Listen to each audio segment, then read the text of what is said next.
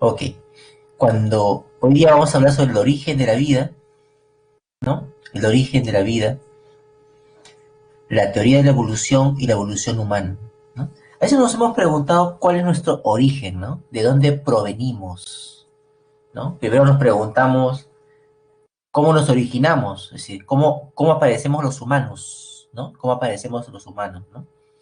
Después nos preguntamos algo más allá en el tiempo, ¿no? ¿Cómo apareció la vida, ¿no? Pero es algo que no nos preguntamos comúnmente, que es lo siguiente, ¿no? Para que haya vida, primero ha tenido que haber moléculas orgánicas, ¿no? Para que haya vida. Es decir, ha tenido que haber primero una evolución de las moléculas orgánicas y otra es la evolución de la vida. Son cosas distintas, pero son etapas, ¿no? Son etapas. Entonces, hablamos de una ¿no? evolución. En general, hablamos de evolución, ¿no? Y cuando hablamos de evolución, ¿no? Cuando hablamos de evolución, evolución es sinónimo de cambio, ¿ya? Es un sinónimo de cambio, ¿ya? Y este cambio, en general, ¿no? Así, ¿no? Ha habido dos corrientes ideológicas de lo que es evolución, ¿no? Dos corrientes ideológicas,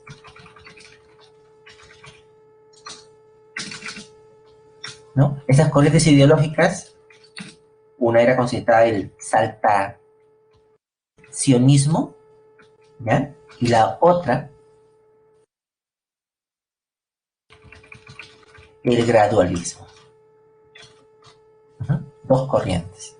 Para poder explicar estos cambios, ¿no? Para poder explicar estos cambios ideológicos. Los saltacionistas, como dice el nombre, ¿no? Ellos proponían, ellos proponían que la evolución era un proceso, que la evolución es un proceso rápido, es un proceso rápido, ¿no? En cambio, los gradualistas es un proceso lento, ¿ok? Un proceso rápido, un proceso lento. Los saltacionistas decían, además, ¿no? Como su nombre dice, saltar, ¿no? Por ejemplo, ¿cómo puedes ir de un lugar a otro? Saltando o caminando, ¿no? O caminando, ¿no? Si saltas, más rápido llegas que caminando, ¿no? Los saltacionistas decían proceso rápido, ¿no? ¿Por qué? ¿No? Porque la aparición de especies, es decir, la especiación, ¿no? Que es el proceso de aparición de especies, se daba de una generación a otra. Así de rápido. Es decir, eran los papás y los hijos ya eran otra especie. Los hijos ya eran otra especie. Así decían los saltacionistas, ¿no? Es decir, las especies aparecen rápidamente, ¿no? Y al azar, ¿no? Es rápido y la explicación se daba de una generación a otra, de padres a hijos. De los hijos eran otra especie, ¿no? En cambio, los gradualistas decían no, ¿no? Decían no, no es así, no es así, ¿no?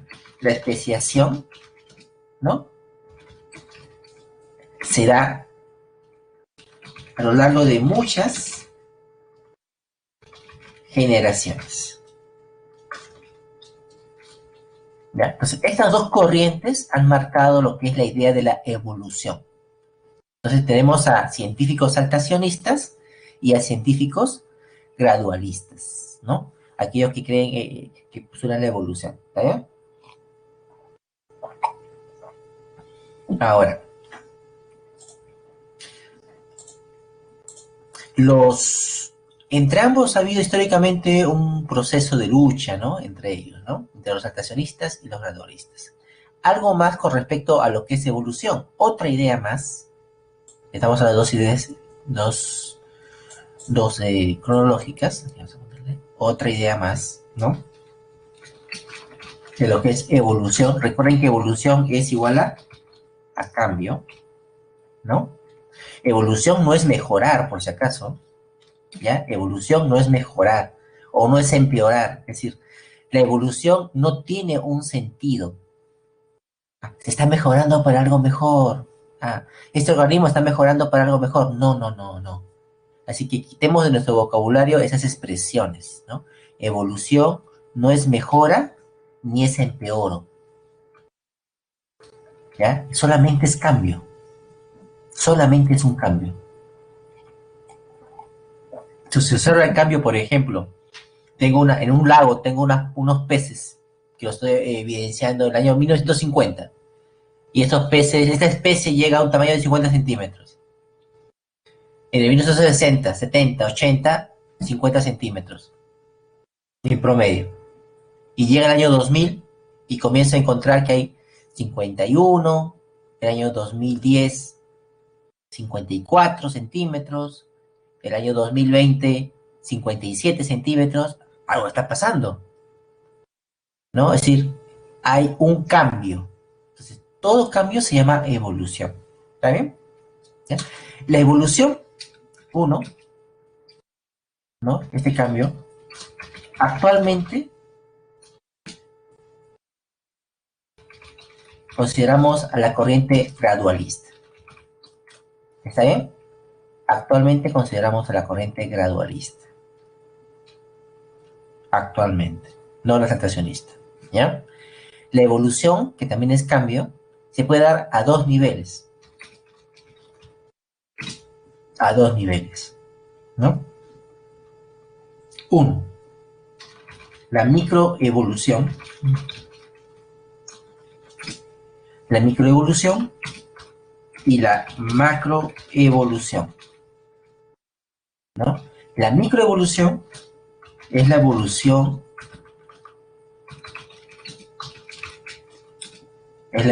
del ADN.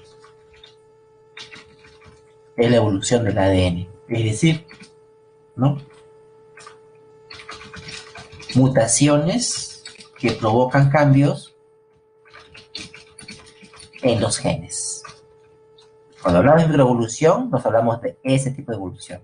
En cambio, la macroevolución, ¿no? Es la evolución del organismo. Es decir, cambios en el fenotipo. ¿Ya? Hablamos de esos dos niveles, entonces. ¿Está bien? Hablamos de la macro y la microevolución. Y ahora, recordemos que algo más, ¿no? Recordemos que también aquí interviene el ambiente, porque acá genotipo, recordemos, ¿no? Recordemos la clase pasada, ¿no? Fenotipo es igual a genotipo más ambiente. Eso significa que el ADN, ¿no? El ADN interactúa con el ambiente para producir un fenotipo. Si en el ADN hay mutaciones, estas mutaciones van a interactuar con el ambiente para producir un fenotipo. Es decir, la microevolución interactúa con el ambiente y esto va a provocar la macroevolución. ¿No? Entonces tenemos dos formas de ver la evolución, a nivel de ADN y a nivel de fenotipo, ¿no? A nivel de fenotipo. También cuando hablamos de evolución, vamos a tener otra idea más.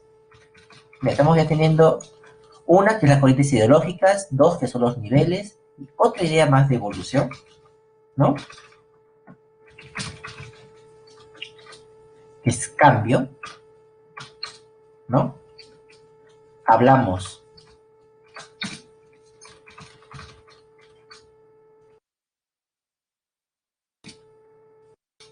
también de evolución de dos pasos evolutivos. Dos pasos evolutivos, ¿no? Un paso evolutivo es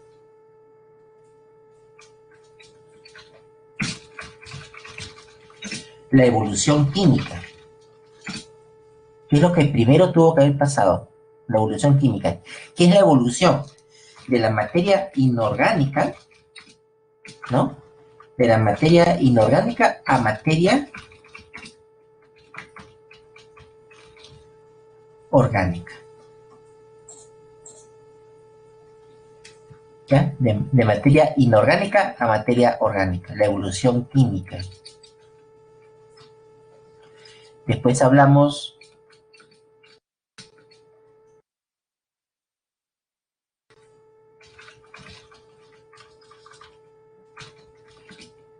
aquí son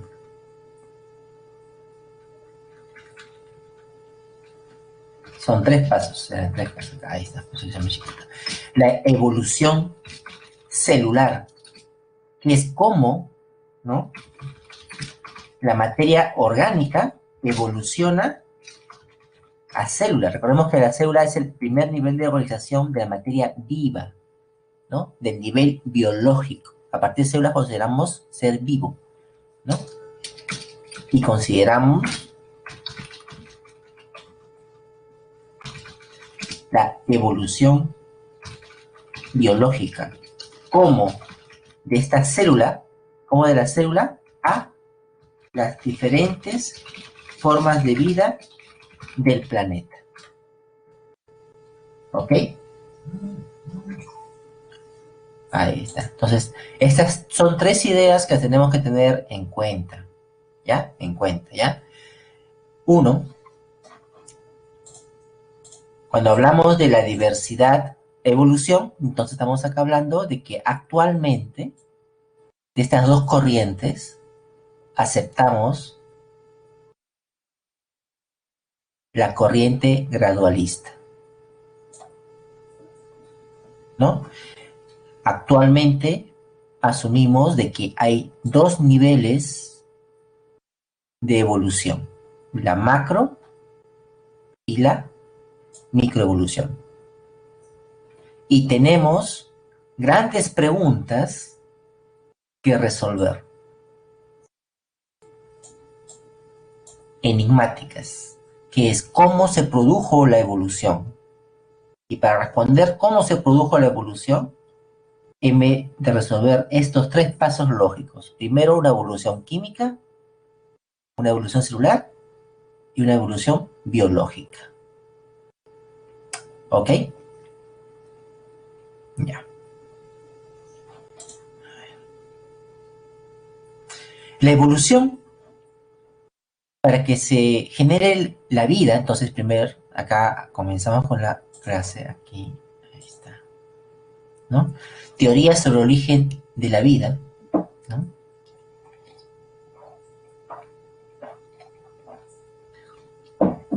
Acá debemos el aporte de Aristóteles, ¿no? Aristóteles pensaba, ¿no?, de que la vida se origina de la nada, ¿no? De la nada, es decir, del ambiente, por sí solo del ambiente. Hay que considerar, en primer lugar, que Aristóteles era ateo, ¿no? Y cuando hablamos de ateo no es que creía en Dios, no, en Dios, porque los griegos eran politeístas, recordemos, ¿no? Eran politeístas, tenían varios dioses, ¿no? Aristóteles no creía en los dioses, ¿no? En ninguno, ¿no? Él consideraba que la vida se originaba de mutuo propio, a partir de la materia inanimada. Pero decía que en la naturaleza existe una fuerza, ¿no? Una fuerza, ¿no? Que una fuerza, una forma de energía, ¿no? Él no utilizó la palabra energía, pero era como una fuerza, algo natural, ¿no? ¿No? Algo natural, que interactuaba con la materia y que producto de esa interacción, ¿no? Producto de esa interacción, generaba vida. Este nombre, esta fuerza, ¿no? Esta energía, ese astral, ¿no?, que existía en el ambiente postulado por Aristóteles, ¿no? Recibió muchos nombres a lo largo de la historia, ¿no? y cambiaba de características también según los pensadores de la época, ¿no? Primero se llamó entelequía, ¿no? ¿No? Y después fue evolucionar hasta la idea del flogisto, ¿no? ¿No? Como energía o entes, ¿no? Que generaban vida, ¿no? O llamado también la fuerza natural, ¿no? Una fuerza natural, ¿no? Fuerza natural, ¿no? Encargada, ¿no? De insuflar vida, ¿no? A la materia sin vida, ¿no? ¿No? Ese era el pensamiento de Aristóteles. Recordemos que Aristóteles era ateo para su concepción, ¿no? Bueno, el que él pensaba, por ejemplo, ¿no? Esto que está acá, ¿no? Por ejemplo, cocodrilo surgiendo de tronco descomponiéndose en el agua, ¿no? Él pensaba, por ejemplo, de que había que mezclar algunas cosas, por ejemplo, ropa sucia con agua, ¿no? Y salía de esa combinación de materia, ¿no? Salía salían moscas, ¿no? Salían moscas. Si mezclábamos harina de trigo con oscuridad y humedad, en un cuarto cerrado salían ratas, ¿no? Salían ratas, se generaban ratas. Ese pensamiento de Aristóteles. Es así que en el tiempo de Aristóteles surge un personaje, ¿no? Estamos hablando aquí antes de Cristo, antes de Cristo, ¿ya? Estamos hablando de Aristóteles,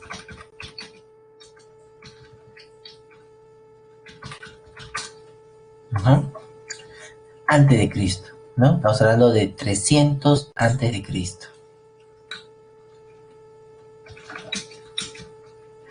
Bueno, este pensamiento aristotélico, este pensamiento aristotélico tuvo una amplia vigencia, ¿no? Por casi 1300, casi 2000 años, pues, casi 2000 años, ¿no? Casi 2000 años. Y en el cual comenzaron ya algunas mentes, ¿no? A, a poner en tela de juicio este pensamiento aristotélico. Ahí tenemos el experimento de Francisco Redi, ¿no? El experimento de Francisco Redi, que fue propuesto por los 1600.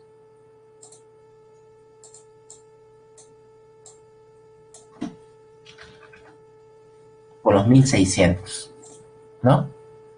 Si sumamos casi 2000 años. ¿Por qué tan importante Aristóteles? Bueno, ¿no? Ese pensamiento de Aristóteles, ¿no? Su forma de pensar, ¿no? La forma de pensar que tuvo Aristóteles,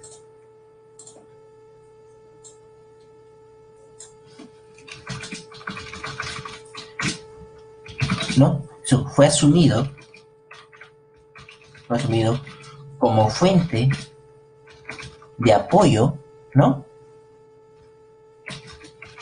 Aunque no lo crean, a la doctrina cristiana.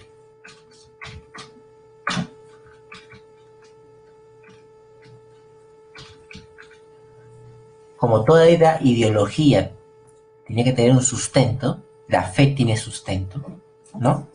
La fe tiene un sustento. Entonces, en esta forma, la religión, cada religión tiene su fe, ¿sí o no? Cada religión, los budistas, los maoteístas, ¿no? Los hinduistas, los cristianos, todos tienen su fe, ¿no? Y esa fe tiene su sustento. El sustento de cada fe se basa en un libro, por ejemplo, el cristianismo, en la Biblia, el Islam, los judíos, etc., ¿no?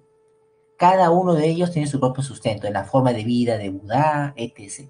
Hay un sustento, ¿no? Y aparte de ese sustento, hay otros escritos que apoyan esa fe, ¿ok? Bueno, la Iglesia Católica, ¿no? asumió el pensamiento de Aristóteles como uno de sus sustentos, ¿no? Sustento de pensamiento. ¿Por qué? ¿Por qué pasó esto? Porque Aristóteles, ¿no?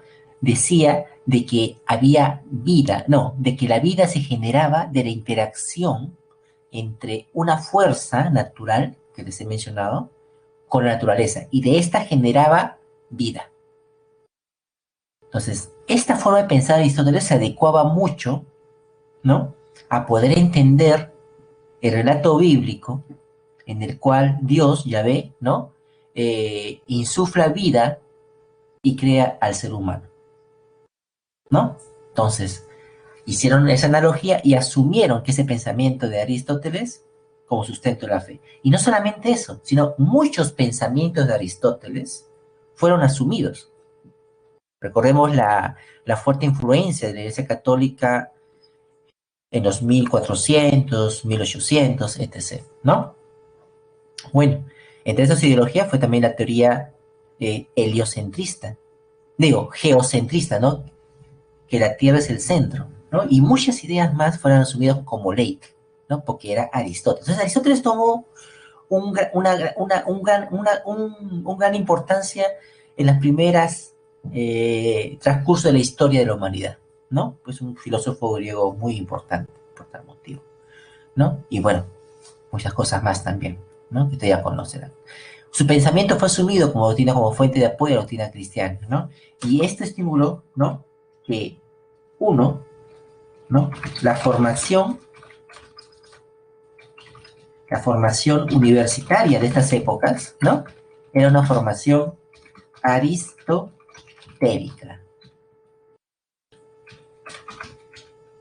Aristotélica, ¿no? La formación era aristotélica. Aristóteles era la ley, ¿no? Los primeros libros que tenías que leerte era Aristóteles.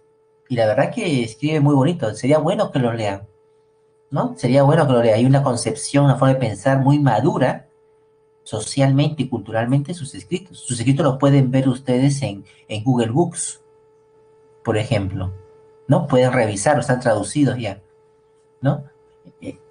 Es muy avivador leer el cómo pensaba Aristóteles y ponerte en esa época, ¿no?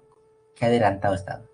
Bueno, la formación histórica era aristotélica, entonces, ¿y eso qué hizo, no? Que el pensamiento de Aristóteles,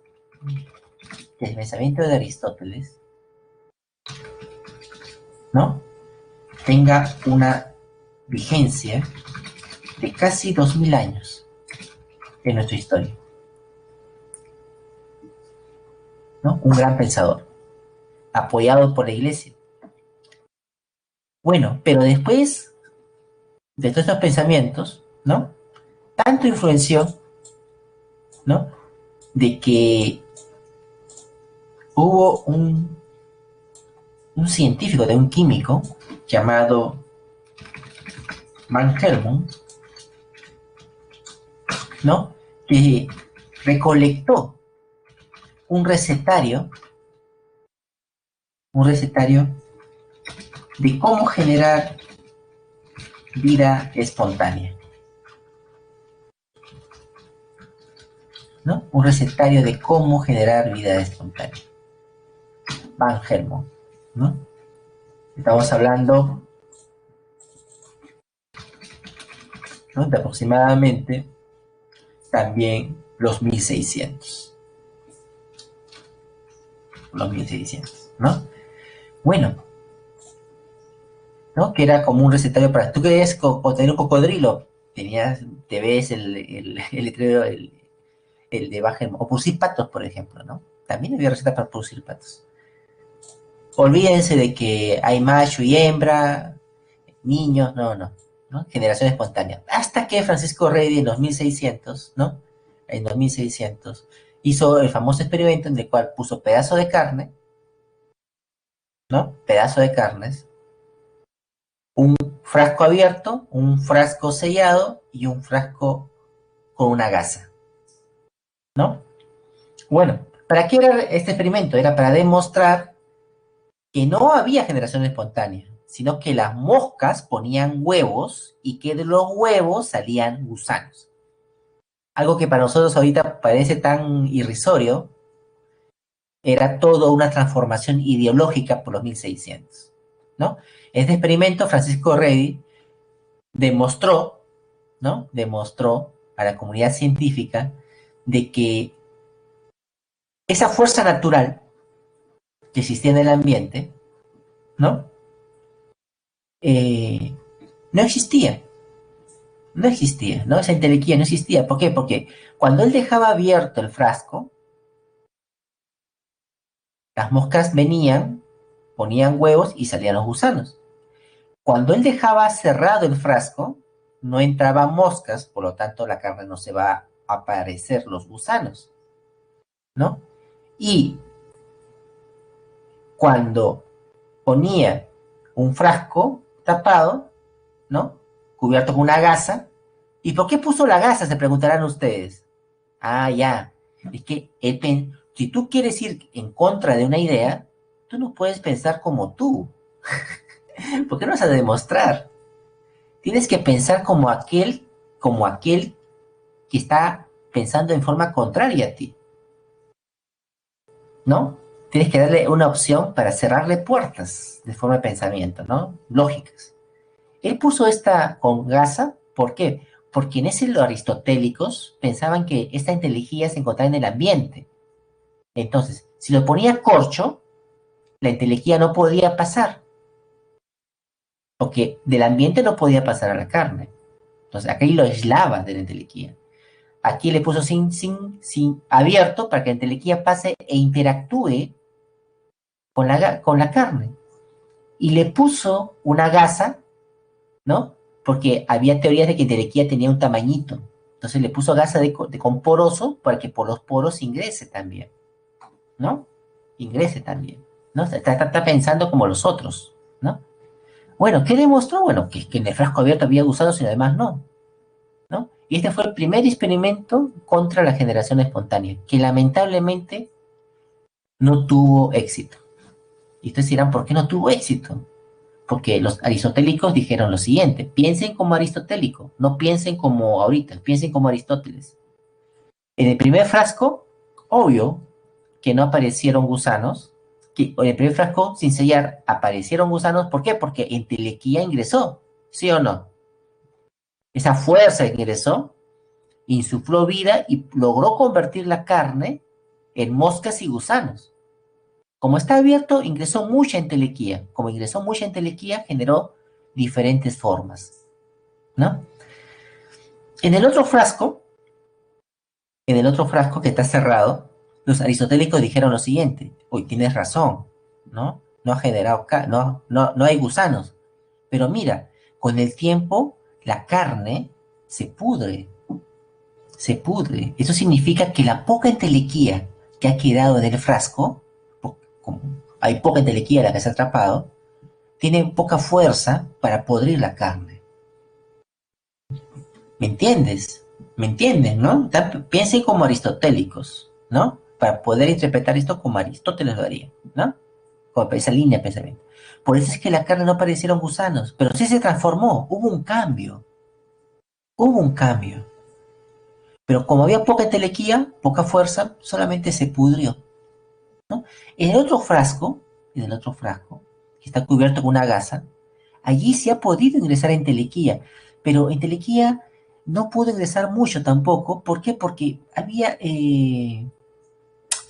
poritos, pero aún así esta carne con el tiempo se pudrió, ¿no? Y algunas moscas comenzaron a poner huevos encima de esto, pero no es que las moscas hayan puesto huevos, como tú dices, Francisco Rey, no ha pasado eso, sino que esta fuerza de la carne podrida, ¿no? Ha generado nueva entelequia, y esa entelequia ha salido por la gasa, ¿no? Y allí ha permitido la formación de pequeños huevos, ¿no? Y moscas. Bueno, aunque el experimento de Francisco Rey para nosotros es un cambio dramático, para esa época aún así había escapatoria, ¿no? Para los aristotélicos.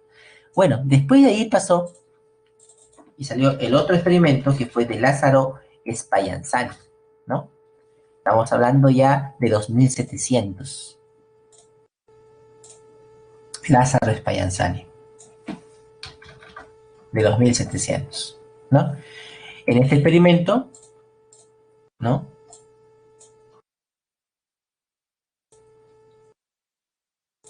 Acá podemos ver que él hace caldo de carne maíz, ¿no? Caldo de carne, ahí tenemos, acá. Un frasco lo hace hervir, un frasco lo hace hervir. Acá podemos ver arriba. Lo deja y lo deja abierto. ¿Por qué lo hizo hervir? ¿No? Porque quería matar a Entelequía, ¿no? Acá quería demostrar a los aristotélicos que él podría destruir a Entelequía, ¿no? Lo hizo hervir. Porque el calor, el fuego, era considerado algo que lo destruía, ¿no? Porque el fuego destruye una forma de vida, ¿sí o no? ¿No? Y acá hizo hervir hasta el caldo, y después de un tiempo, este frasco lo dejó abierto, se dio cuenta de que, si pueden ver acá, después se pudrió. Esto significa, era interpretado por los aristotélicos, ¿no? De que con el fuego había destruido Entelequía. Después el caldo de carne se enfrió, Entelequía ingresó por el tubo, por la abertura, y generó un cambio en el caldo, donde aparecieron unas cosas particulares, ¿no? Generó otra cosa, ¿no? Ok. Pero ¿qué hizo Lázaro Spallanzani? Dice, ya, yo voy a cerrar ahora este experimento, voy a hervir el mismo caldo, pero lo voy a tapar con un corcho. Lo voy a tapar. Al taparlo, al taparlo, él hizo hervir la carne, el caldo de carne, lo dejó enfriar, pasaron días y no había ningún cambio. Entonces, con este experimento, pues la salud Spallanzani les cayó la boca a los aristotélicos, ¿no? Le dijo, ¿eh? Pues, uno hace hervir la carne, el caldo de carne, pasa el tiempo y no aparece una nueva forma de vida. Debería aparecer una nueva forma de vida acá. Debería podrirse, pero no se ha podrido. ¿Ves? Te he demostrado que entelequía no existe. Entelequía no existe. No hay generación espontánea. ¿Qué respondieron los aristotélicos? Dijeron, espérate. No, estás implementando mal tus resultados, le dijeron, ¿no? Tú al calentar la carne, el caldo de carne, has destruido entelequía, la has desnaturalizado, le has quitado sus propiedades, porque el fuego tiene esa capacidad. En el primer experimento, como tú has dejado el frasco abierto, entelequía nueva que hay en el ambiente ha logrado ingresar y ha convertido el caldo en nuevas partículas ahí, ¿no? Pero en el otro caso, claro, la carne no se ha podrido, pero es porque tú lo tienes cerrado. Pero te retamos a que si tú abres el frasco que has servido, ábrelo, en 2 días se pudre. ¿Y sabes por qué se pudre? Porque entelequía ha ingresado y la transformó. ¿Me entiendes la historia? ¿No? Bueno, Lázaro Spallanzani abrió el frasco y obvio que se pudrió, ¿no? Entonces, otro éxito, otro punto más, vamos ya 2-0, aristotélicos versus aquellos que no son aristotélicos, ¿no? Hasta que apareció en la escena el rey, el doctor, el médico de reyes y del papa, ¿no? Luis Pasteur. Luis Pasteur. Y Luis Pasteur, acá había un estímulo, un premio, que ahorita diríamos que sería pertenecía a casi 10 millones de dólares, ¿no? Que era, a esa época era creo que 1.000 libras esterlinas, ¿no? En el cual aquella persona que demostrase que la generación espontánea es falsa, se ganaría ese premio. Bueno, un fuerte estímulo, ¿no? Para la economía. Y Luis Pasteur se apuntó en esta receta, como en otras muchas más historias en las cuales se participó, ¿no? Sabio de la época, ¿no? Estamos hablando de Luis Pasteur, ¿no? Ya estamos hablando de los 1800, ¿no? De los 1800.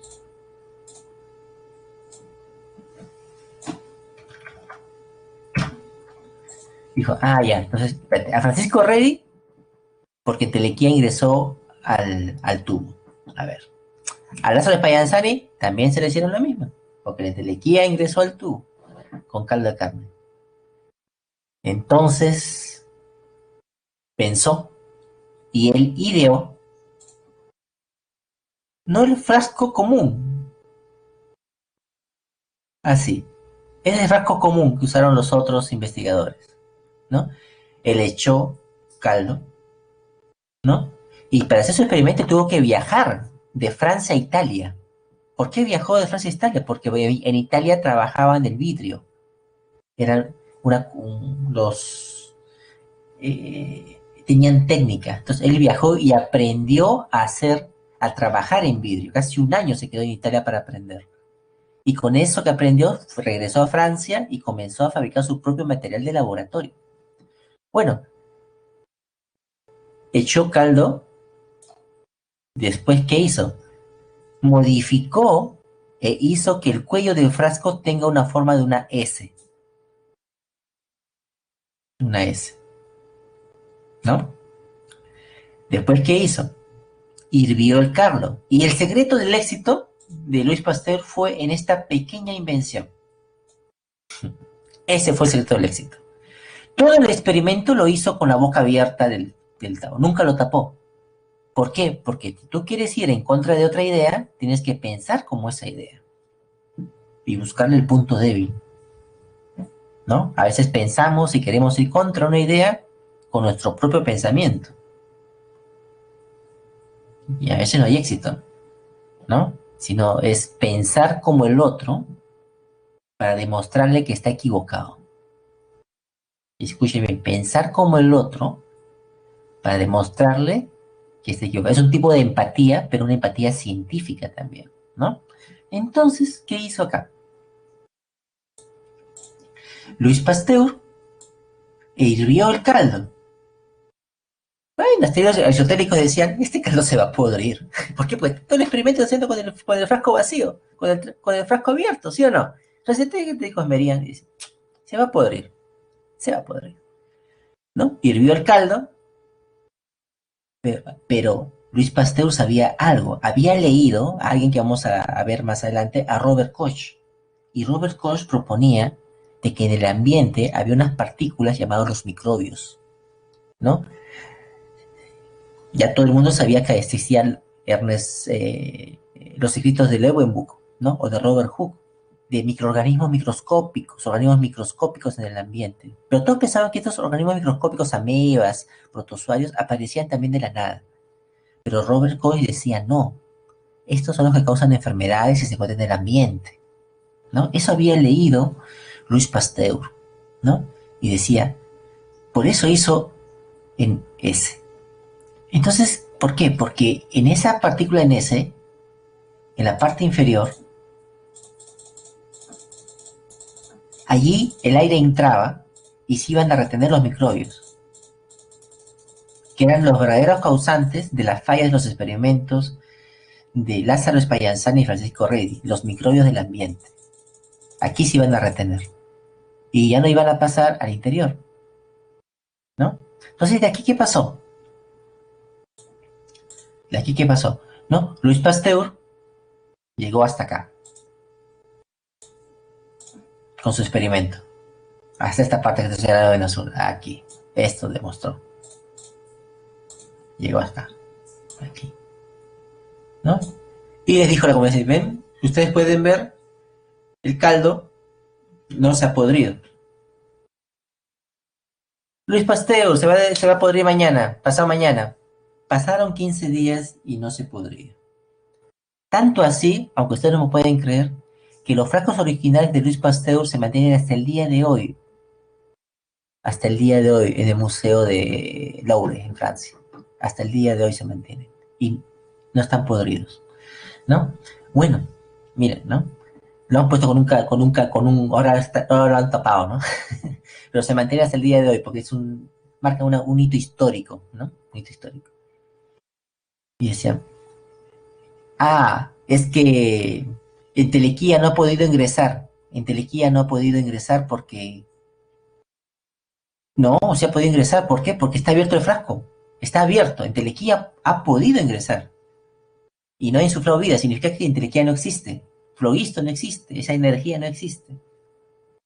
Porque está abierto el frasco, ¿no? Yo le voy a demostrar que cuando los frascos se contaminan no es porque hay una fuerza externa, sino es porque hay microbios en el ambiente y los microbios se reproducen y generan que el caldo se enturbie. Entonces, ¿qué hizo? El frasco vertical, uno dejó así y permanece sin microbios, ¿no? Entelequia puede ingresar, pero igual no se contamina. Y entonces, con esa forma, él anuló el pensamiento de la generación espontánea. Y para darle el fulminar, volteó el frasco inclinado, un frasquito. Entonces, ¿qué pasó? El caldo llegó a tomar menos microbios, regresó y el frasco se enturbió. Listo. Asunto acabado. Fin de la generación, de la teoría de la generación espontánea. ¿No? Sí, pasó eso. Hubo quienes dijeron, es muy pequeño el tubo.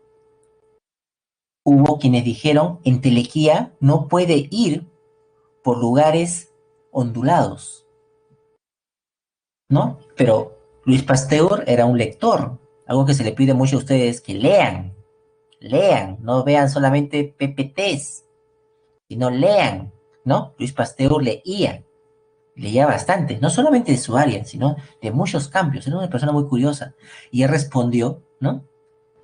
Entonces, ¿cómo se genera vida en las cavernas de Francia? En varias cavernas de Francia se han encontrado formas de vida, serpientes, sapos, sanguijuelas. Y las cavernas son contorneadas, son curvas. Entelequia no entraría a las cavernas. Asunto acabado, ¿no? Los callaba. Como era muy leído, tenía para todo una respuesta, ¿no? Y así acabó la generación espontánea. Y pasamos a la teoría biogénica. Con Luis Pasteur pasamos a la teoría biogénica.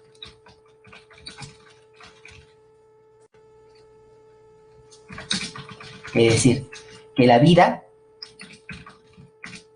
genera vida.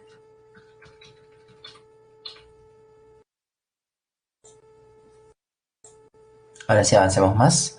Bueno, después aparecieron otras formas de forma de pensar. En los 1900 está Arrhenius, que la vida provino de la destrucción de un planeta, ¿no? No sé si se acuerdan.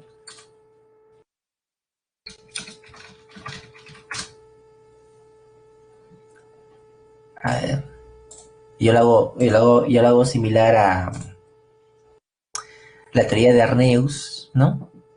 De la panspermia, ¿no? A, a la destrucción del planeta Vegeta, ¿no? ¿Te acuerdas? La destrucción del planeta Vegeta. No se destruye el planeta Vegeta, ¿no? ¿No? Arrhenius proponía algo similar, ¿no? Un planeta se destruyó y de ese planeta, ¿no? De ese planeta, algunos, algunos fragmentos, ¿no? Algunos fragmentos ahí, ¿no?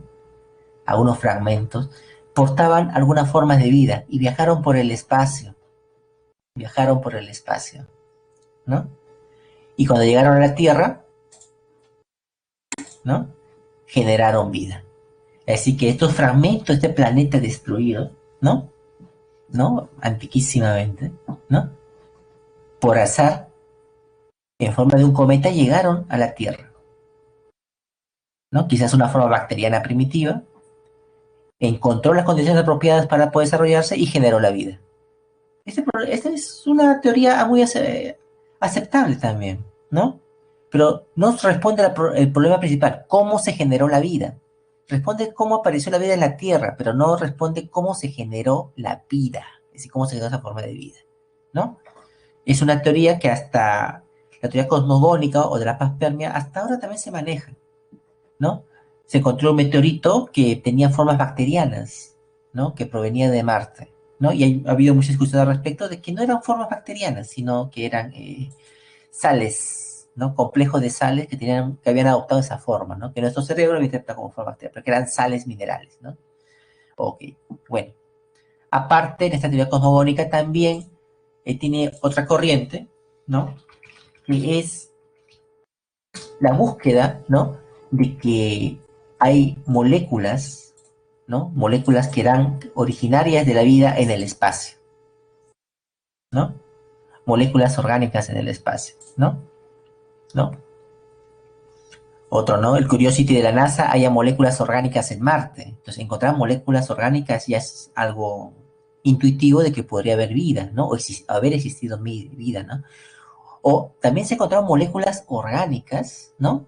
En el espacio, ¿no? Moléculas orgánicas en el espacio, ¿no? En las nebulosas, ¿no? En las nebulosas, ¿no? Moléculas orgánicas, ¿no? ¿No? Según un equipo de astrónomos de telescopio espacial, la nube pequeña resulta interesante debido es muy similar a las galaxias jóvenes y rellena los miles de millones de años del universo, ¿no? Nitrógeno y cromo, porque recordemos que en las estrellas se generan los elementos químicos, ¿no? Y que existen reacciones en las cuales, ¿no? En las cuales pueden generar compuestos orgánicos. En este caso, las tolinas, por ejemplo, ¿no? Las tolinas. Y así se han encontrado varios elementos. Hasta gliceraldehído se ha encontrado en el espacio, ¿no? Bueno, pero es una forma de pensar, es una forma de pensar, ¿no? Pero se sigue investigando, se sigue investigando. No sé si han escuchado noticias en las cuales se envía un proyectil contra un asteroide, ¿no? Un proyectil contra un asteroide, ¿no? Se dispara contra un asteroide. Hace años ha habido varios proyectos al respecto, ¿no? ¿No? En el cual se han enviado sondas al espacio, ¿no? Sondas al espacio, ¿no? Para poder ver la composición química de los cometas, ¿no? Acá podemos ver acá una sonda, ¿no? Ha enviado un proyectil al cometa, ¿no? Al disparar al cometa, acá está, ¿no? ¿No? Una sonda japonesa dispara una bala contra un asteroide, ¿no? ¿No? Está la sombra de la sonda, ¿no? ¿Para qué? Para ver, al dispararle, se levanta polvo y ese polvo lo analizan, ¿no? Y han encontrado moléculas orgánicas, ¿no? Han encontrado moléculas orgánicas en el espacio, ¿no? En el espacio, ¿no? Es decir, esta teoría de Arrhenius aún se sigue evaluando, ¿no? Porque es una posibilidad, ¿no? Es una posibilidad. Pero bueno, la teoría quimiosintética, ¿no? O evolución química. Esta fue propuesta por Alexander Oparin, ¿no? En el cual se propone de que en la Tierra primitiva, ¿no? Se dieron las condiciones adecuadas para que se genere vida, que se genere vida, ¿no? Había rayos, truenos y algo más. Era una condición muy importante aquí, es que nuestra atmósfera primitiva, ¿no? Era anoxigénica, anoxigénica.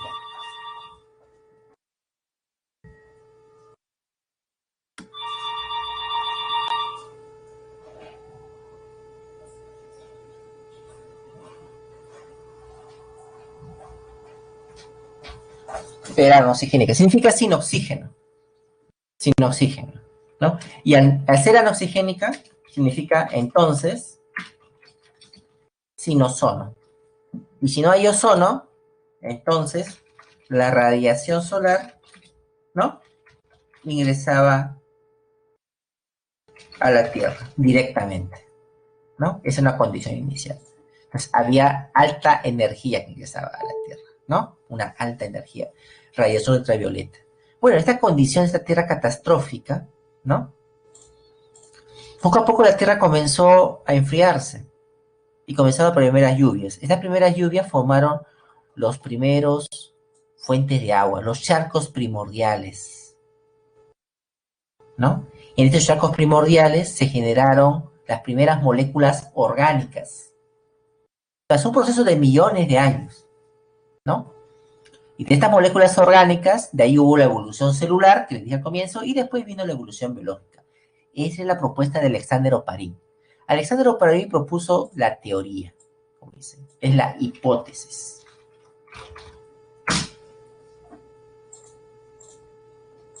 Él propuso la hipótesis, ¿no? Que le estoy dando, la hipótesis de la teoría quimiosintética.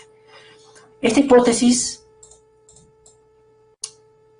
es un ejemplo más de que en la guerra la ciencia avanza, a veces para bien o para mal, pero acá podemos ver que Alexandro París ruso propone la hipótesis y después los norteamericanos, Miller y Urey, proponen el experimento. A ellos les llamó la atención y llamó la atención al mundo científico en general la propuesta de Oparin, que era lógica, era algo lógico, una propuesta muy lógica, pero difícil de demostrar. ¿Por qué? Porque para poder demostrar que esto había pasado, había que viajar en el tiempo.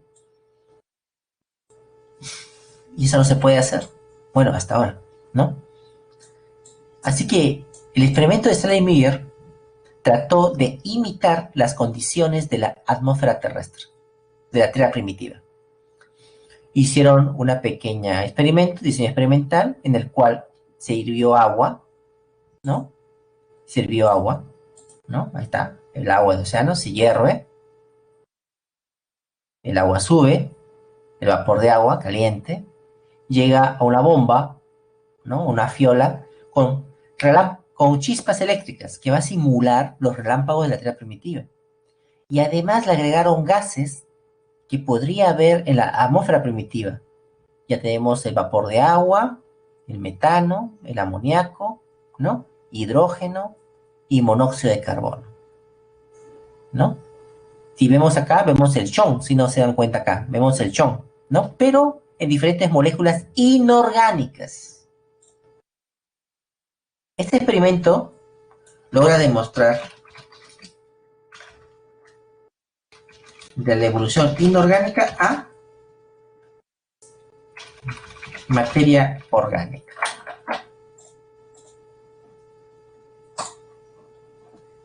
Inorgánica. Agua fría para enfriar el líquido que había acá y se tomaba la muestra. Se tomaba la muestra.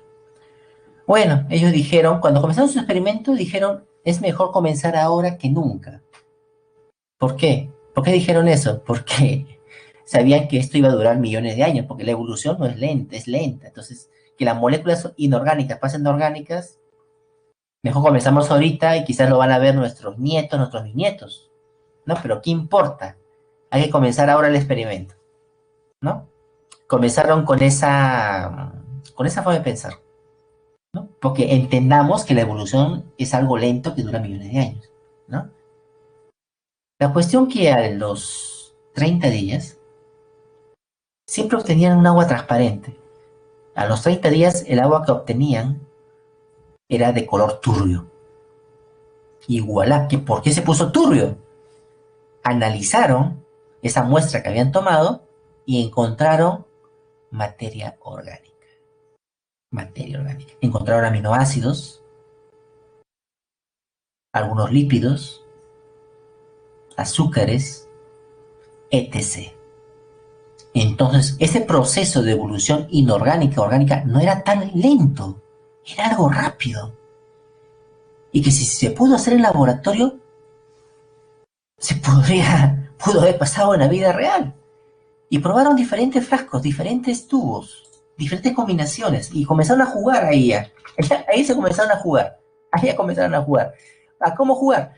Le agregamos un volumen de agua, más 2 volúmenes de metano, más un volumen. Comenzaron a probar.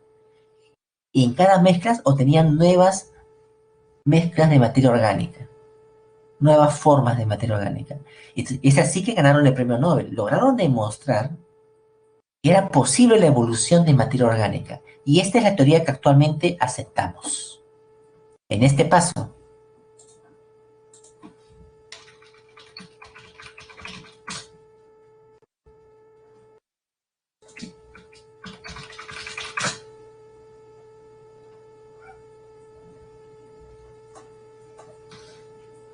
Bueno, están en mí, y sí ganaron el premio Nobel, ¿no? Entonces, actualmente aceptamos esta teoría. Esta teoría es la que actualmente aceptamos como con evidencia, ¿no? De que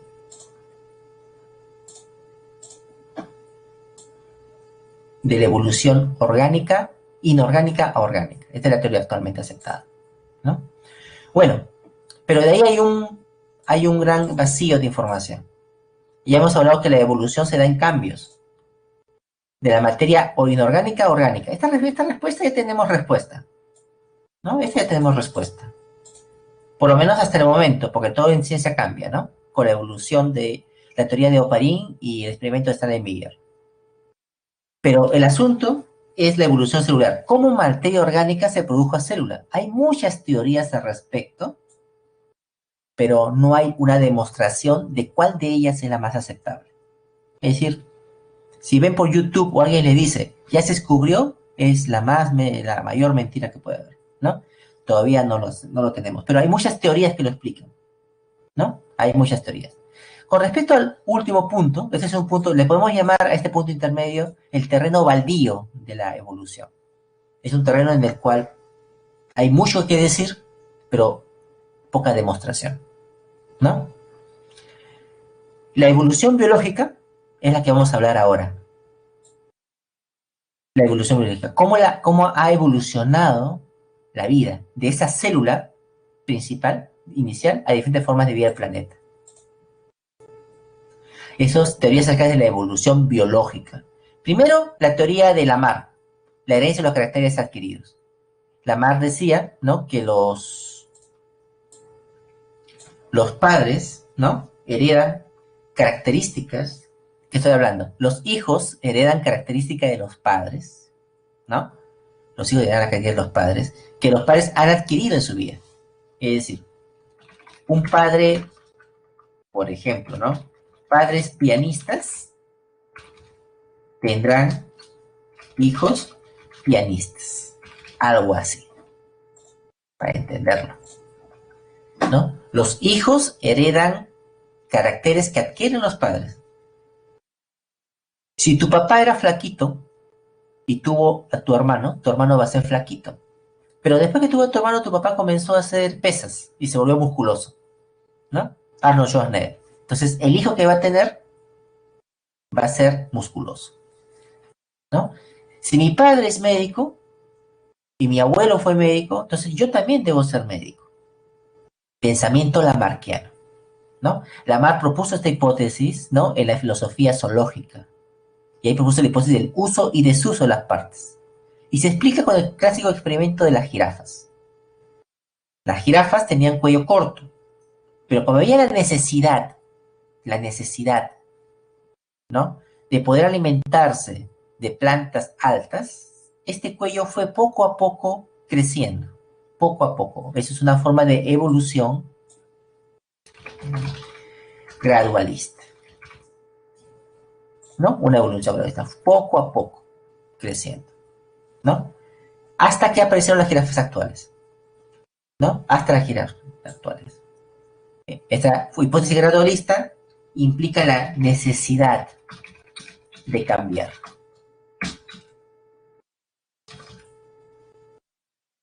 La necesidad de cambiar, ¿no? En cambio, Darwin, que también era de la corriente gradualista, ¿no? Él decía, no es que hay una necesidad para cambiar. No es así. No es así como tú dices, Lamar. No. Lo que está pasando es que hay una interacción con el ambiente. Hay una lucha por la existencia. Acá no dice la sobrevivencia del mejor, por si acaso, dice del más apto. La sobrevivencia del más apto, ¿no? Y cuando se habla del apto, acá hay una limitación en la palabra apto. Apto para...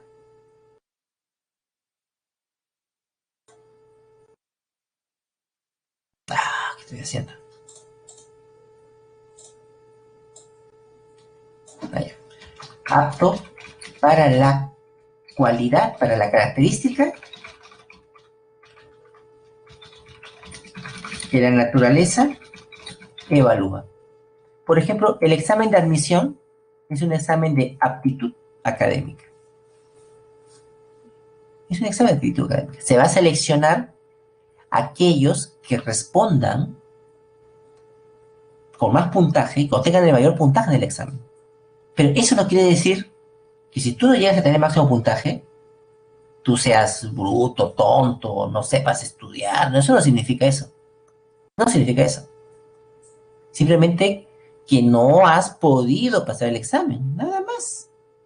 Solamente eso. ¿No? Ha habido un criterio de selección. Que es también al azar. Porque tú sabes qué preguntas van a venir. Tú no sabes qué preguntas van a venir. Por eso, pásame las fijas. Nadie sabe qué pregunta va a venir. ¿No?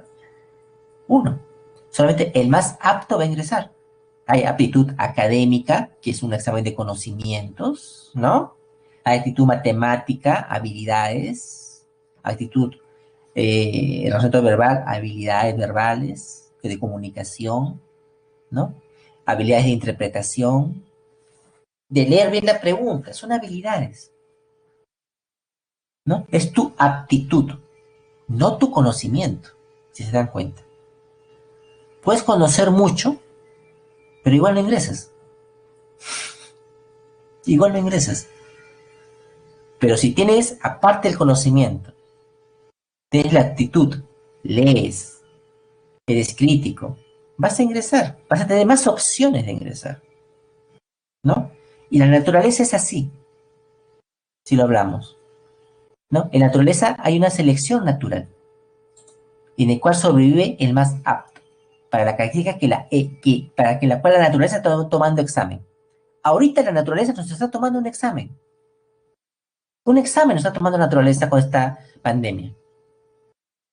Suena duro, quizás hemos perdido un pariente, un amigo cercano a nosotros,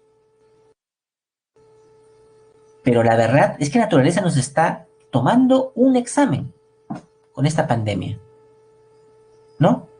Y aquellos que han fallecido, aquellos que no han podido enfrentar con éxito esta infección, ¿no? Y que quizás no llegaron a la edad reproductiva, hay niños que han fallecido, por ejemplo, ¿no? Lo que está haciendo la naturaleza es depurar en forma natural aquellos genotipos que no son favorables para ese examen que está tomando. Pero nosotros los humanos hemos generado tecnología.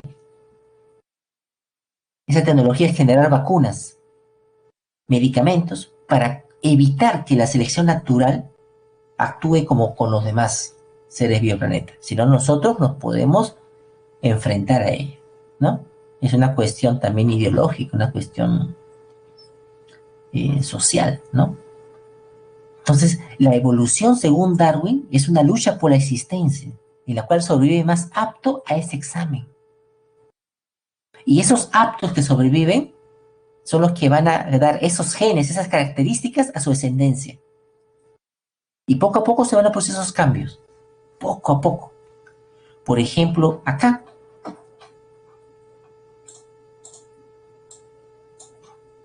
Aquí, por ejemplo, ¿no? Los escarabajos hay de varios tipos en la naturaleza. Una especie, algunos son verdes, otros son más oscuros, ¿no?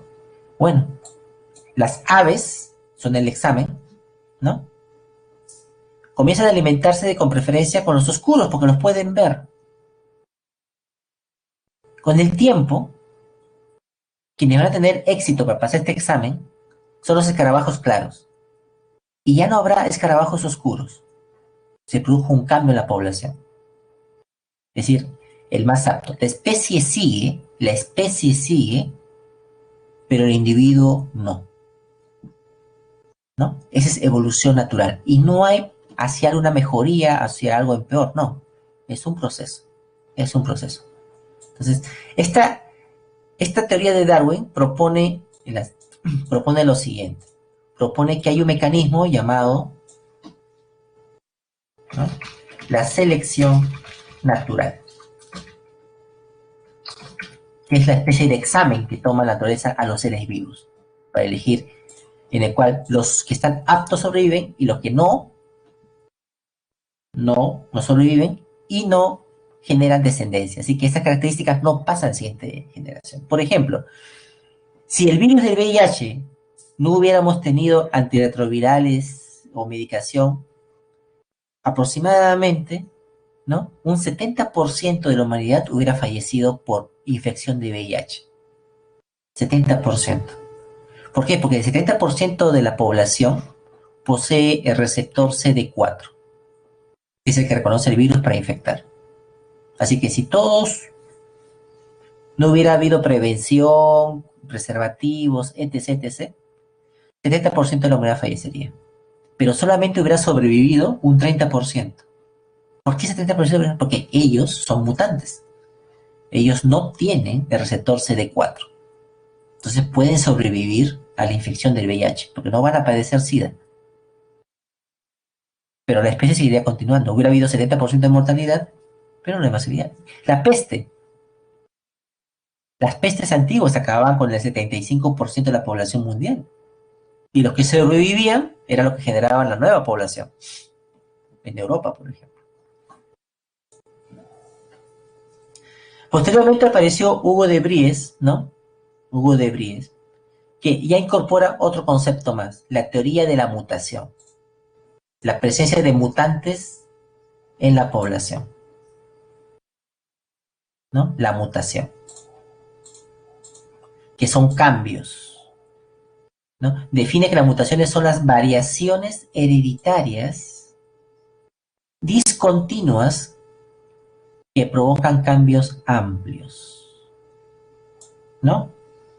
Él no considera la selección natural. Hugo de Bries, a diferencia de nuestros dos anteriores científicos, él era saltacionista.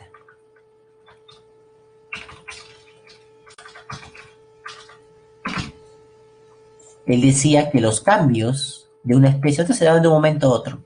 Cambios amplios, pues. Variaciones hereditarias discontinuas. Discontinuas. ¿No? Cuando se daba un mutante, ¡pum!, aparecía una nueva especie. ¿No? Él basó esas observaciones en un modelo de planta que se llamaba Oenoptera, SP, la especie de la planta Oenoptera, ¿no? Él hizo experimentos con esta planta, y con esas plantas demostró la presencia de estos cambios drásticos, ¿no? En el cual de una generación a otra, ¿no?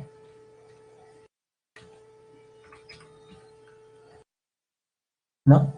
Se producían cambios. Él obtuvo hijos, es decir, los hijos eran diferentes a los padres, ¿no? Y este es otro ejemplo más, aparte, ¿no?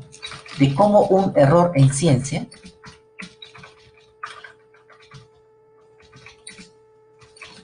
nos lleva a una verdad. ¿Por qué? Porque su teoría es aceptable, pero nació de un error. Porque cuando él usó Oenoptera, ¿cuál fue su error? Bueno, él no lo sabía, ¿no? Él no lo sabía, por eso descubrió mucho después. ¿Cuál fue el error, no? Es que él cruzaba especies distintas de Oenoptera y obtenía híbridos, no especies nuevas. Ese fue su error. Él pensaba que estaba cruzando Oenoptera 1 con Enoptera 1, es decir, la misma especie. Él pensaba eso. Pero no, realmente lo que estaba haciendo era mezclando Enoptera 1 con Enoptera 2 y obtenía una especie, un híbrido, que él pensaba que era una especie nueva, ¿no? Y ahí nació la teoría de la mutación que hasta actualmente la manejamos, ¿no? Es decir, descubrió una verdad en base a un error, ¿no? Ese es un ejemplo, ¿no? Caso de Hugo de asaltacionista. Bueno, el neodarwinismo se lo debemos a Teodoro Dostoevsky, en el cual él fusionó el neodarwinismo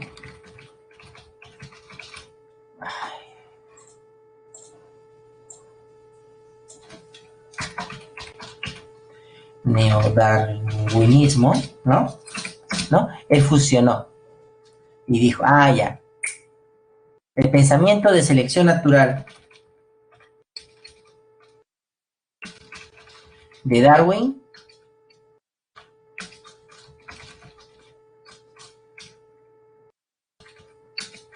más, y eso que había pleito entre Hugo de Vries y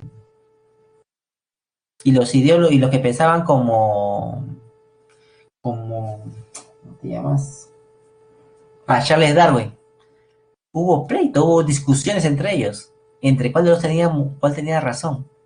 Pero ahí aparece Dostoevsky, dice, bueno, la selección natural de Darwin, uno, la fusionó con la teoría de las mutaciones de Hugo de Vries y la fusionó con las leyes mendelianas, con la genética de Mendel. Y aquí se formó el neodarwinismo, que es la actual teoría de la evolución, la que actualmente manejamos, ¿no? La que actualmente manejamos. Y que se está mejorando, ¿no? No es tal como la de Sosky, pero es la base, ¿no?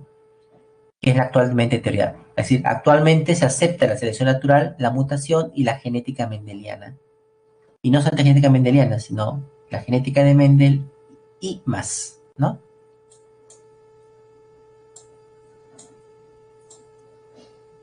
Acá no. Actualmente, ¿no? Más la genética actual, ¿no? La genética actual. La evolución, entonces, estamos viendo que es cambio. ¿Qué es un cambio, no? Y para poder evidenciar estos cambios, tenemos uno, la paleontología, que es el estudio de los fósiles, ¿no? El estudio de los fósiles. Tenemos estructuras óseas, ¿no? Tenemos fósiles hasta de las heces de los animales, ¿no? Los coprolitos, ¿no? Los coprolitos.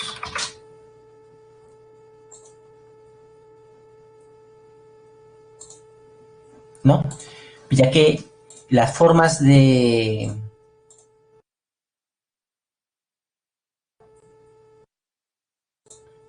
Ahí tenemos acá coprolitos, ¿no? Son restos fosilizados, ¿no? Son restos fosilizados, ¿no? Restos fosilizados, ¿no? O estructuras óseas. También, mira, acá hay una matriz de un coprolito de hace 126 millones de años. Ahí cortó el coprolito en la piedra, ¿no? Y se encontró en el coprolito dientes. Significa que este animal se alimentó de otro animal, ¿no? Era un carnívoro, ¿no? Era un carnívoro, ¿eh? Como en las propias heces hay dientes ahí, ¿no? Entonces los coprolitos también son fósiles que nos revelan, ¿no? O también tenemos fósiles de huellas, ¿no? Fósiles de huellas, ¿no? Que han dejado los antiguos animales, ¿no? Que han caminado. Fósiles. Fósiles de huellas, ¿no?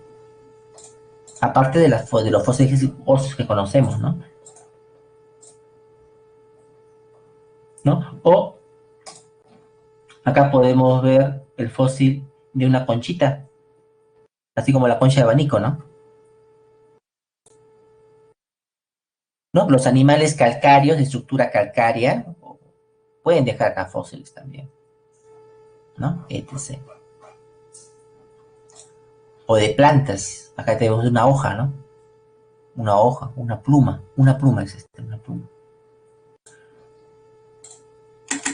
Bueno, la embriología comparada. Acá podemos ver otra evidencia, ¿no? Acá, por ejemplo, tenemos de un pez, fish, salamandra, ¿no? Una tortuga, ¿no? Y vemos cómo al comienzo, el estadio primero, ¿no? Los embriones son semejantes, pero a medida que van el tiempo progresando, los embriones se van diferenciando. Pero mientras más similares sean las especies, por ejemplo, pez y salamandra, los embriones son más semejantes. Entonces, la embriología también es una evidencia de la evolución. Es como que en 9 meses de nuestro embarazo, del embarazo humano pasasen millones de años de evolución, con una cámara rápida, ¿no? Para al final generar un ser vivo. Entonces, mientras a mamíferos, mientras animales más cercanos, embriológicamente son más similares, ¿no? La anatomía comparada, ¿no? Considera como prueba de evolución a los órganos homólogos, que es la evolución tal como concebimos, ¿no? Es la evolución divergente, la evolución divergente. Es aquella que se basa con los órganos homólogos. En cambio, la evolución,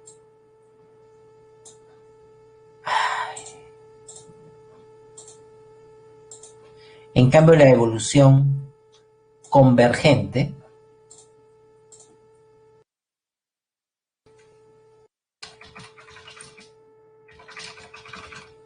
la evolución convergente, ¿no? Es la que se basa con órganos análogos, ¿no?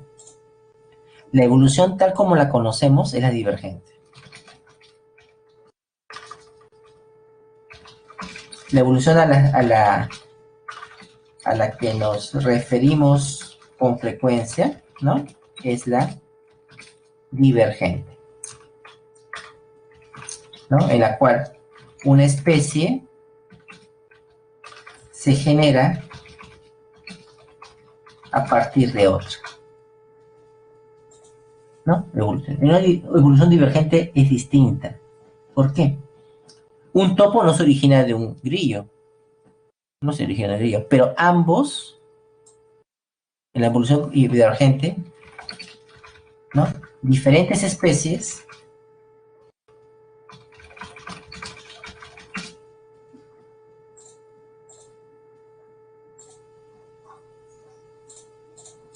en la evolución convergente engaña a la evolución, había confusión históricamente al comienzo, en que, ¿por qué? Porque diferentes especies, ¿no? Con diferentes ancestros o diferentes historias evolutivas llegan a la misma solución al ambiente. En este caso, tenemos el topo y el grillo, y ambos llegan a tener en sus patas garras, que les va a servir para cavar. Es decir, poseen estructuras distintas, porque uno tiene huesos, músculos y la otra no, pero con función semejante. Esos órganos análogos que nos dan idea de evolución convergente, llegan a la misma solución. En cambio, los órganos homólogos son estructuras semejantes, pero con funciones distintas.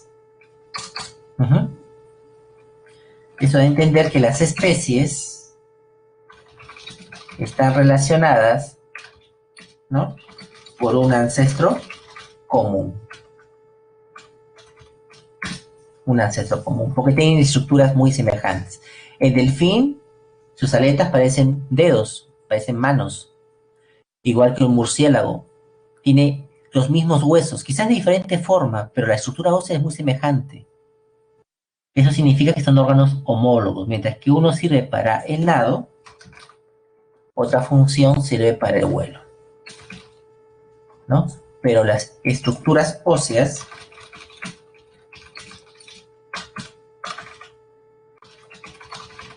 son semejantes, ¿no? Esa es la evolución convergente. Pues homología es la que se usa, es la prueba de evolución.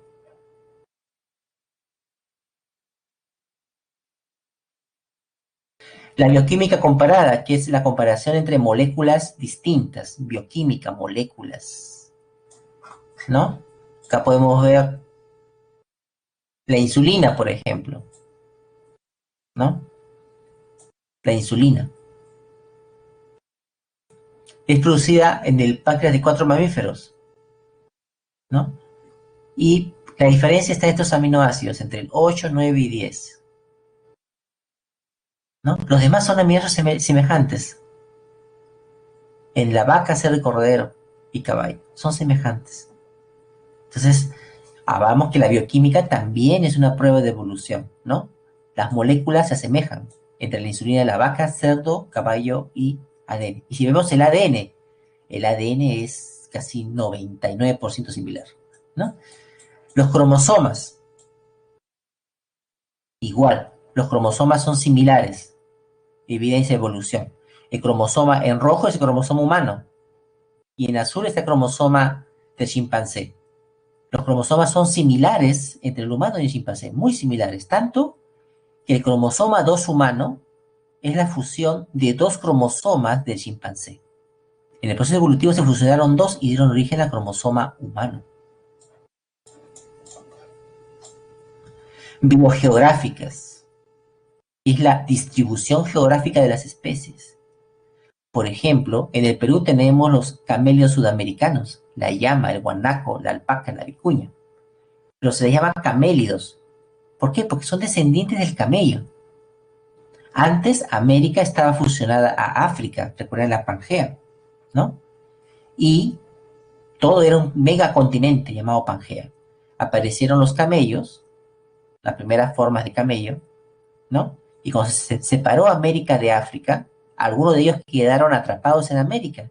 Y estos generaron la vicuña, llama, alpaca, guanaco.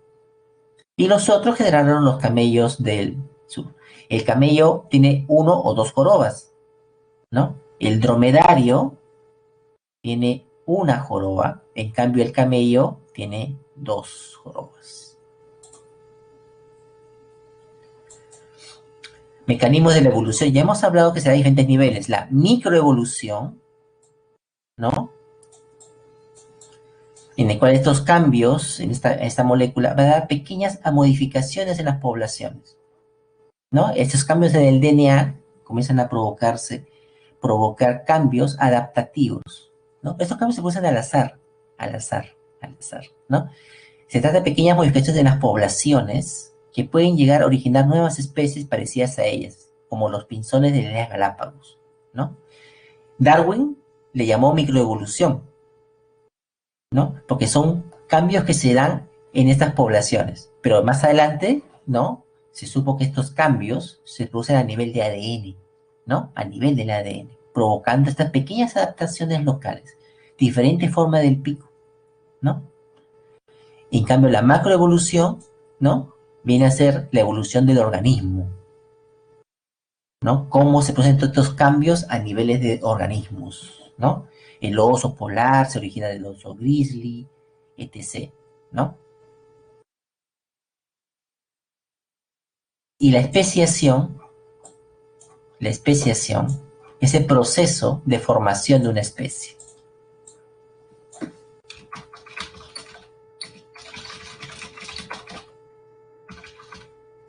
¿no? Y se da en tres pasos. Primero, aislamiento geográfico. Tengo una especie de escarabajo, número uno, y después se produce el aislamiento geográfico.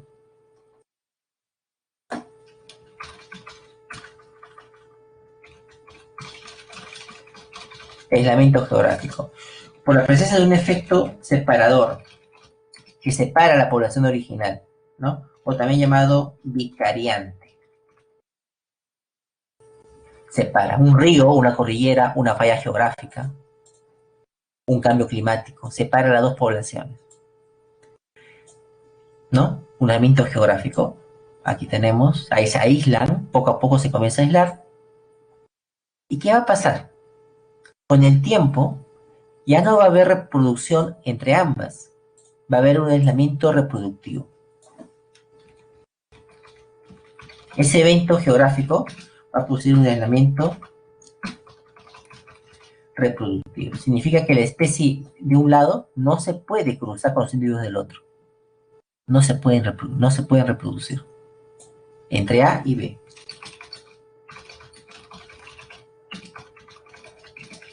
Entre A y B.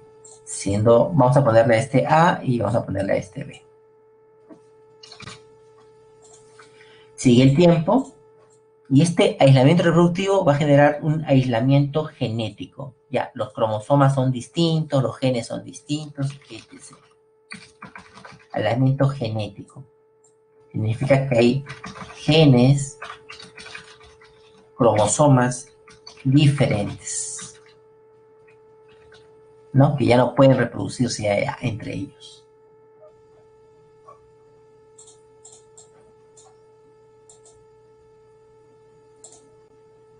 ¿No? La evolución presenta procesos conocidos como extinción, las extinciones masivas. En la historia de nuestra Tierra ha habido 5 procesos de extinción masiva. Al final del Ordovícico, el Devónico tardío, el final del Pérmico, el final del Triásico y el final del Cretácico. A nosotros, los mamíferos, nos cae muy bien este paso. Si no hubiera sucedido esa extinción, seguramente no estaríamos acá presentes, ¿no? Ya que al extinguirse los dinosaurios, dio origen a la aparición de los mamíferos, ¿no? Pero podemos ver las cifras de extinción, ¿no? El final del Pérmico, ¿no? El final del Pérmico, se estima que hubo un 95% de pérdida de la diversidad del planeta. Es decir, fue cercano a comenzar de nuevo todo, ¿no? 95% de especies extinguidas, ¿no? Ese es un punto también importante por la drástico de la extinción, ¿no? Y del Cretácico por la caída del meteorito, ¿no? Del meteorito que destruyó a los dinosaurios, ¿no? 5% de extinción masiva. Actualmente, ¿no? Actualmente se habla de que estamos entrando a una etapa de extinción también, ¿no? Algo que se conoce la sexta extinción masiva, ¿no? Debido a que en los últimos años se está incrementando el número de especies extinguidas que se extinguen, ¿no? Podemos ver como de los 1500, 1600 y 1800, 1900, 1900, 2010, el número de especies que se están extinguiendo se va acelerando. Esto da a entender a algunos científicos de que se acerca a la sexta gran extinción, ¿no? Pues ya se han dado 5 extinciones que estamos viendo ahora. Que estaríamos a la entrada, ¿no? De este gran proceso. Una extinción en masa le sigue un proceso de radiación adaptativa. En una extinción se pierden especies.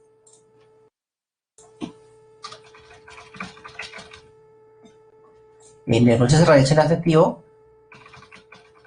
se ganan especies, ¿no? En el cual, en este caso, cuando se extinguieron los dinosaurios, ¿no? Este sobreviviente, un insectívoro primitivo, comenzó a diversificarse a través de procesos de especiación,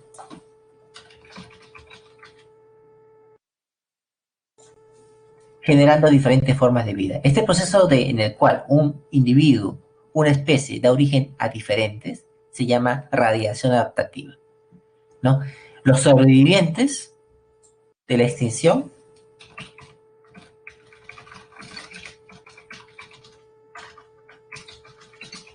pasan por un proceso de generación de nuevas especies. Eso es lo que se conoce como radiación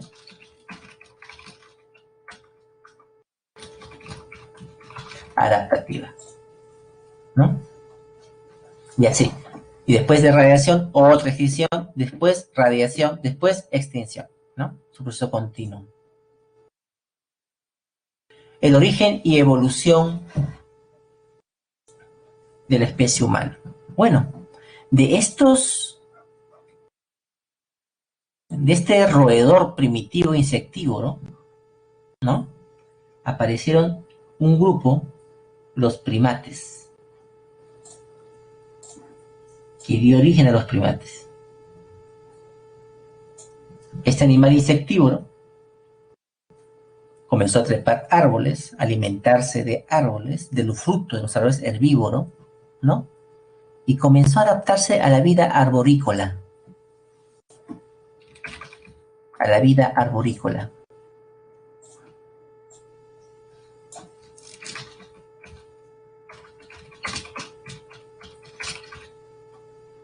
A la vida arborícola. Y producto de esa adaptación a la vida arborícola, comenzaron a aparecer adaptaciones como la cola, ¿no? Las extremidades, ¿no? Y aparecieron los primates.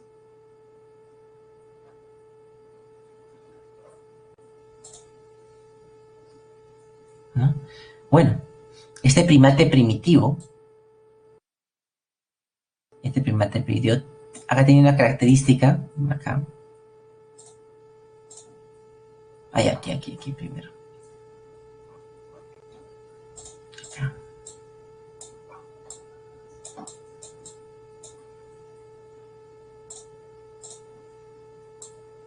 El dedo pulgar oponible.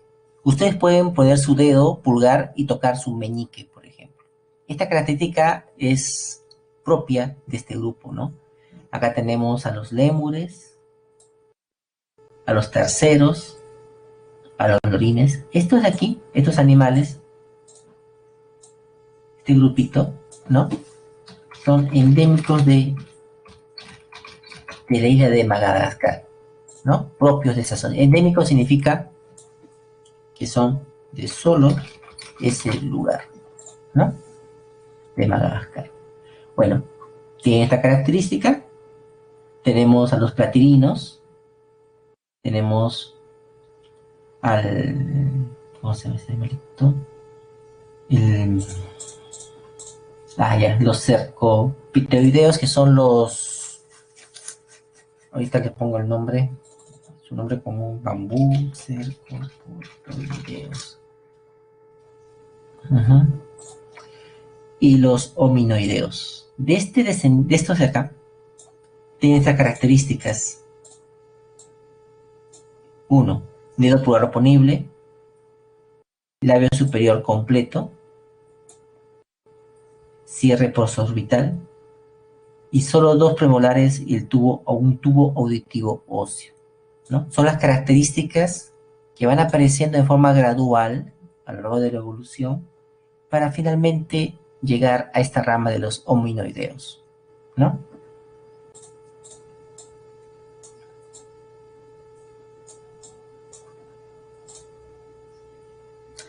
Aquí, ¿no? Bueno, en la evolución aparecen las formas de vida terrestres. Las primeras formas de vida son los acuáticas, disculpen, vertebradas, son los peces, ¿no? Poseen ya columna vertebral. En la invasión de los peces al ambiente terrestre comienzan a aparecer los pulmones. Lo encontramos en la salamandra, anfibios, formas anfibias, ¿no? Aparecen uñas que caracterizan a los lagartos, ¿no?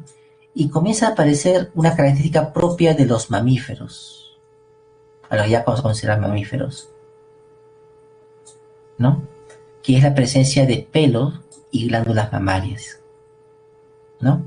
Dentro de esta línea de mamíferos, uno de ellos desarrolla el pulgar oponible, esa línea, que es la línea que va a dar origen al ser humano.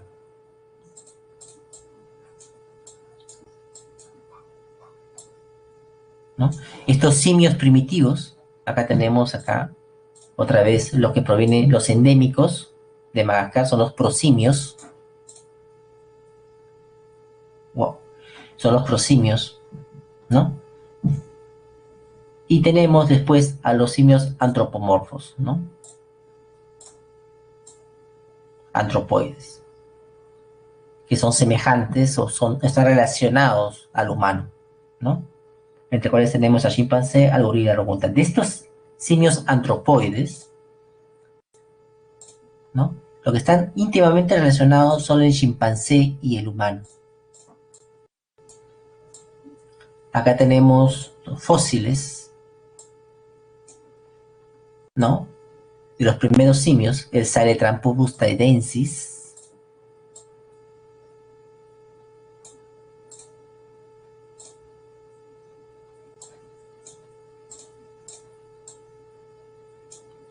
De ahí aparecieron los Australopithecus,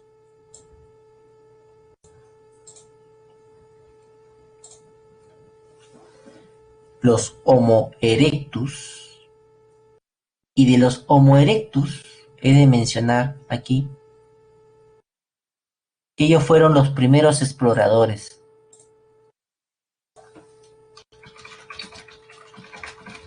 ¿Por qué? Porque este humanoide, este homínido, fue el primero en salir de África, ¿no? En salir de África. Y después tenemos dos especies contemporáneas, porque hubo una época en la cual convivieron, que son el Homo neanderthal y el Homo sapiens, ¿no? En esta ambos fueron especies coetarias.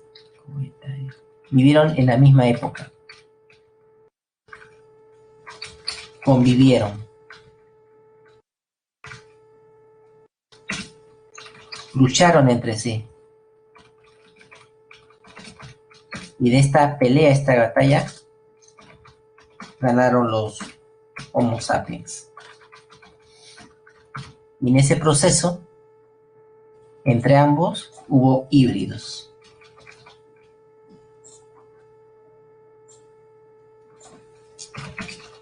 La población mundial actual es mayoritariamente híbridos entre ambas especies, ¿no? Entre ambas especies. Ha habido cambios en la especie, ¿no? Acá tenemos al Australopithecus, andaban erguidos, y aquí una separación entre la línea humano, los Homo, ¿no? Los Homo, lo que van a ser los homínidos, con lo que serían los chimpancés, ¿no? El gorila, el orangután, un ancestro común, ¿no? Un ancestro común, hace 7 millones de años. Después apareció el Homo habilis, podía ya emitir sonidos guturales, hablar, ¿no? Y ellos ya comenzaron a fabricar herramientas, instrumentos.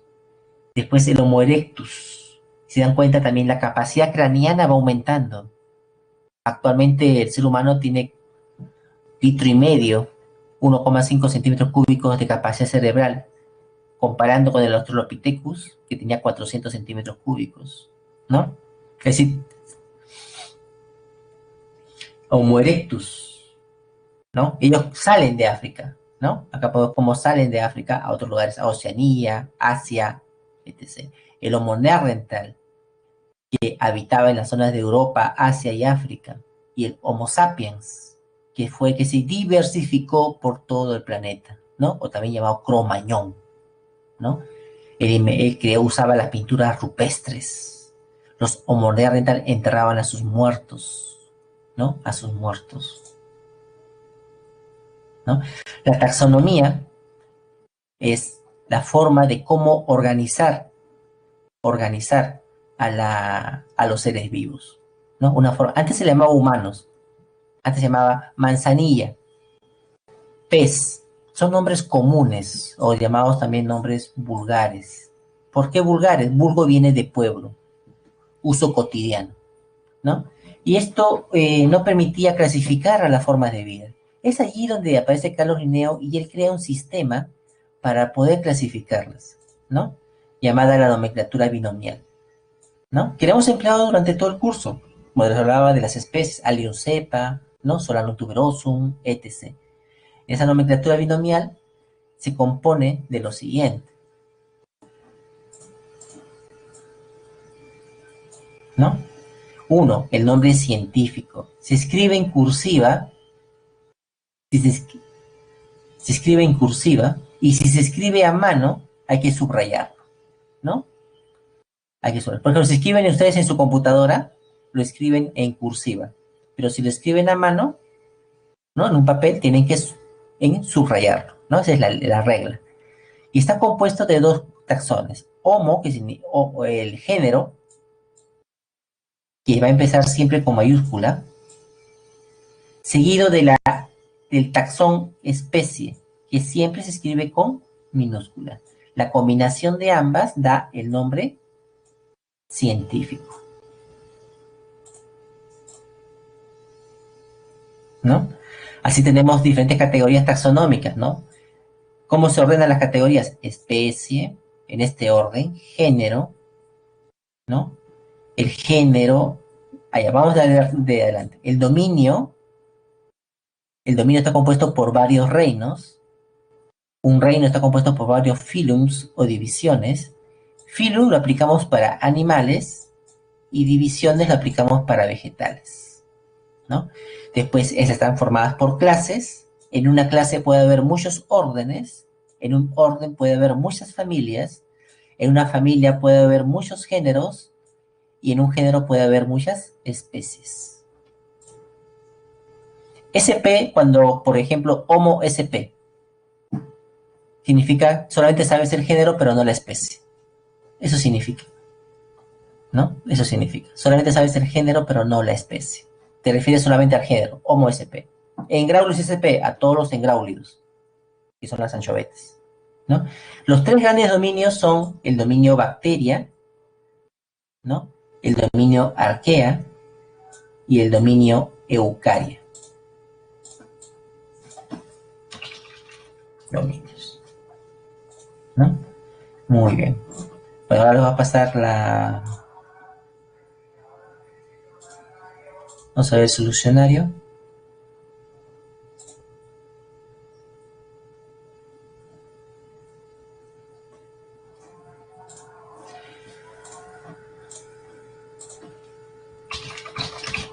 Por ejemplo, Solanum sp. Esa es la especie Solanum, ¿no? De género Solanum en general, ¿no? 1A.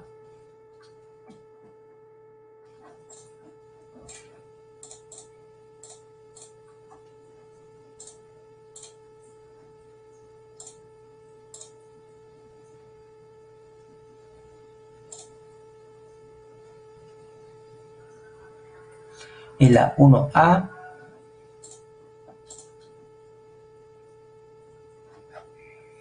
2D. 3C. 4A. 5C. 6A.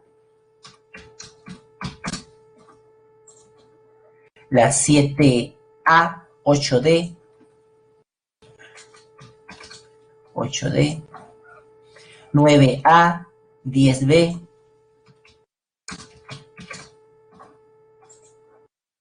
11D. 12A.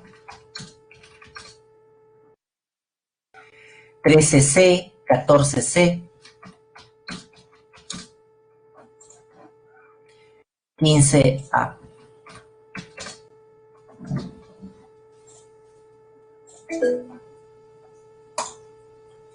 Completemos la encuesta, jóvenes.